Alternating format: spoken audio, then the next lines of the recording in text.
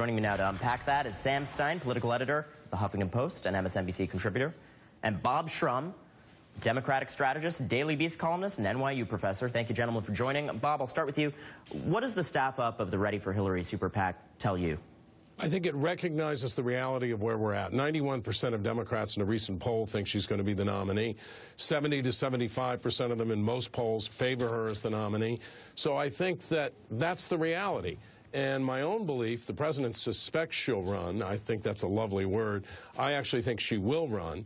And I think under those circumstances that Joe Biden probably in the end won't run. And there's no Barack Obama waiting in the wings who could stop Hillary Clinton.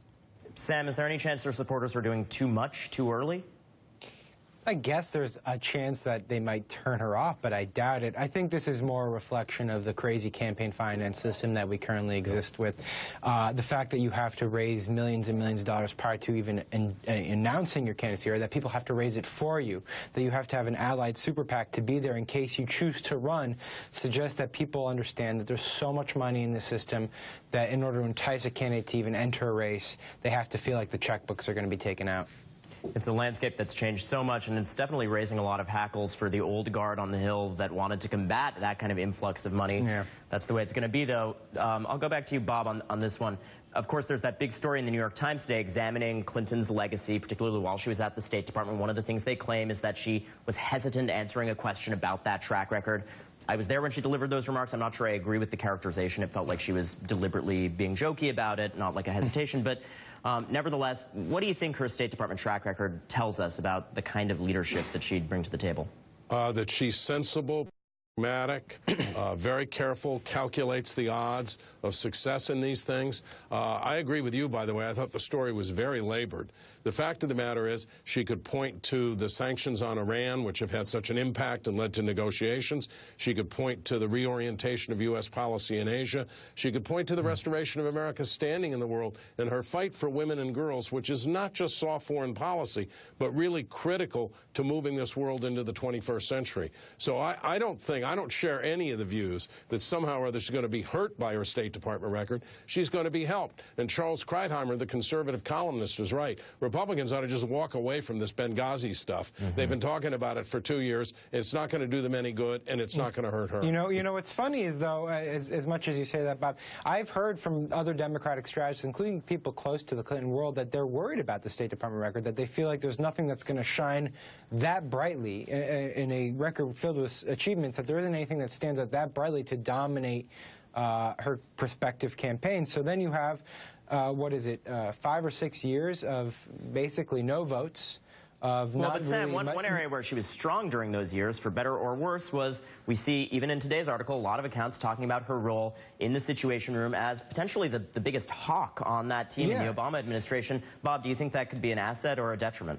Well, I think when it comes to favoring, for example, going after Osama bin Laden and killing him, it's a big asset. I think the sanctions on Iran were a big asset. They've led to talks which may give us a kind of settlement, just like the one we may be seeing in Geneva today with the Russians. But the one thing I think is that the Americans in 2016 are not going to focus, Sam, in my view, on parsing Hillary Clinton's State Department record unless there was something wrong with it. They're going to see her as a big, significant figure, capable of being president. It's the double-edged sword of the State Department in general that we see attention paid when there's substance going on and then too much during politics. But let's turn to the other side of the 2016 equation. Sam, one very vocal opponent of Clinton's is Texas Senator Ted Cruz, and there are new fundraising numbers out that show he's not raising anything near the kind of cash he was last year. What do you think that says about the Tea Party right now?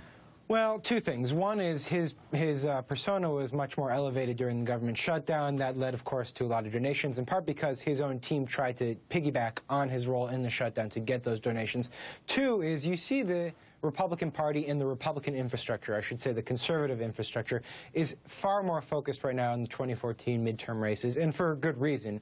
They're coming up sooner. We're not 900 to 1,000 days away from the 2016 races. So the money people are going towards those races, towards those campaigns, and people like Ted Cruz are going to suffer because of it. He doesn't have the sort of grassroots infrastructure that Ron Paul and Rand Paul have, and so he's got to figure out a way to generate more interest and more money, and I'm assuming it will come over time. And Rand Paul, of course, is one of those figures that is outpacing him right now, partly just a natural consequence of when each of these people is up for re-election.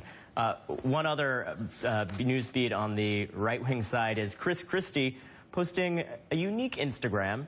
Obviously today, big news. There was a selfie with the president. Everyone's running that. White House spokesperson Jay Carney said that today captures the moment that captures the relationship between Christie and the vice president. This was following on the president and the vice president posting a selfie that I was referring to that made the rounds. Both quite adorable pictures. What do you think, guys? Bob, is this the tool of the future? Do you think we'll see Instagram as a campaign tool? Oh, we're going to see everything as a campaign tool. We've learned that. I mean, Twitter is a huge campaign tool. I mean, 10 years ago when you were potentially a nightmare for candidates, am I right?